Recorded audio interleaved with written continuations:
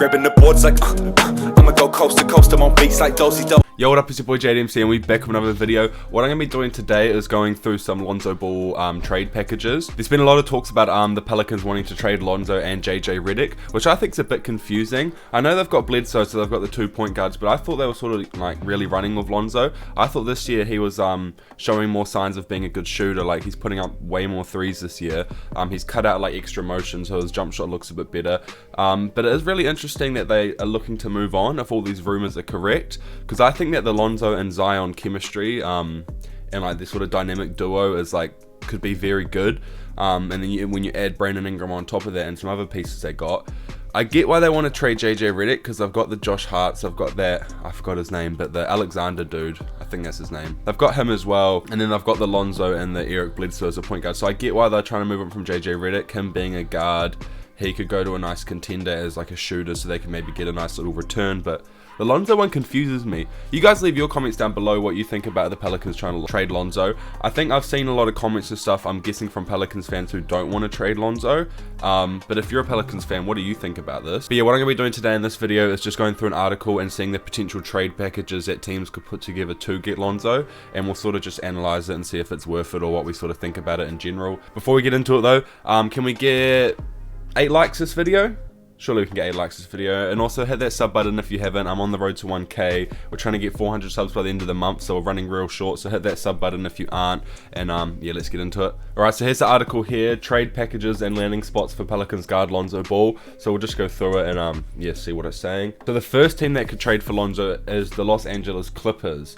What would have to happen is the deal, they'd give up Lou Williams, Patrick Patterson, and a 2022 second round pick for Lonzo Ball.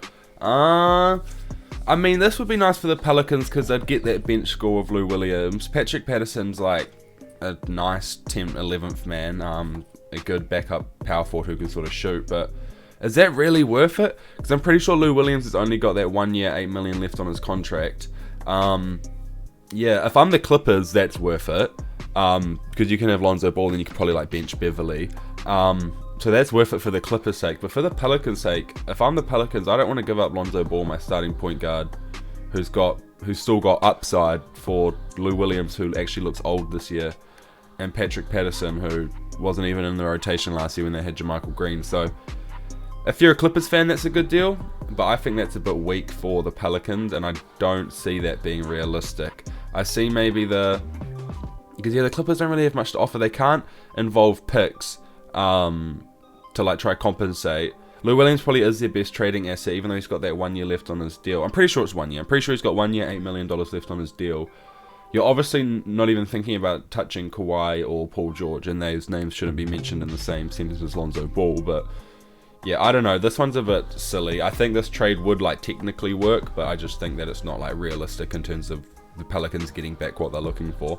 The next one is the Golden State Warriors. So they would get Kelly Oubre Jr., Alan Smalaji, I don't know how to say that name, sorry, and a 2022 second round pick for Lonzo Ball and Willie Hernan Gomez.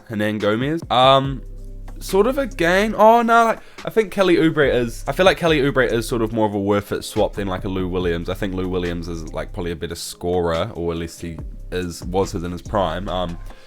So I feel like Lou Williams would add the bench scoring, where Kelly Oubre would you'd want him to sort of fit into that starting unit, right? But you've already got Zion and Brandon Ingram at your 3 and 4, so Kelly would sort of just have to be like a shooting guard, which could be nice because you'd have Eric Bledsoe, Kelly, Ingram, Zion, and Adams. That could be nice, very athletic, long team. But I feel like we're just going to see what we're seeing at the Warriors, where he's just not being the greatest shooting guard. He's more of sort of that small forward slasher.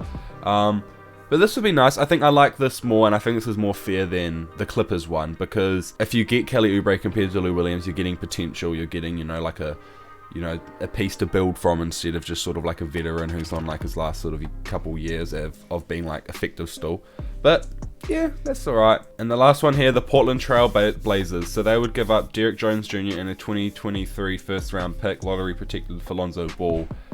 Again, I feel like these are all quite weak. I don't know if I'm overvaluing Lonzo Ball, but I expect more of a return. And I think this is the last one on the article, so Yeah, again, like Derrick Jones Jr., they've already got Ingram and Zion on those wings. Unless you want Derrick Jones to be a shooting guard, which I don't think is like the sort of smartest option because he's not the greatest shooter.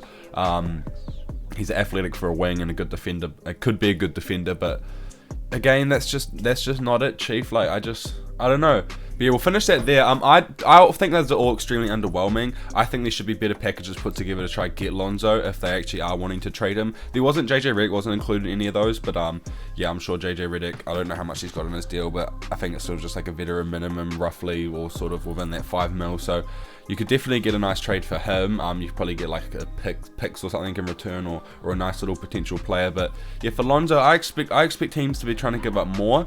I know like people have their doubts about him and all this and the bus talk, but I just still think that he shows signs that he could get better and better. He could be like a 14, 8 and 7 type guy if his jump shot keeps improving, and you know, his court vision and his defense and his stamina will just keep him in the league and keep him as a solid player. But yeah, what do you guys think? What's a package that you think would be nice for Lonzo and is worth it for the return? Because I think those are all a bit weak. I feel like all the other teams in that would be getting a steal. Apart from the Warriors one, I don't think I mentioned this, but if you've got Curry and then Clay coming back next year, you don't really need Lonzo. Like, those two can play well off the ball and shoot, but I just feel like Lonzo doesn't fit in that fully. But yeah, that's it for the video. I'm sort of waffling on. Make sure to hit that like button. We'll try hit, 8 likes this video. And also hit the subscribe button as well if you like NBA content. I've got heaps on my channel if you want to go check it out. I don't just do like these trade talks. I do quite a lot of entertaining stuff and other stuff like that. But yeah, I'm waffling. I'll catch you guys next time. Peace. Stay safe, gang.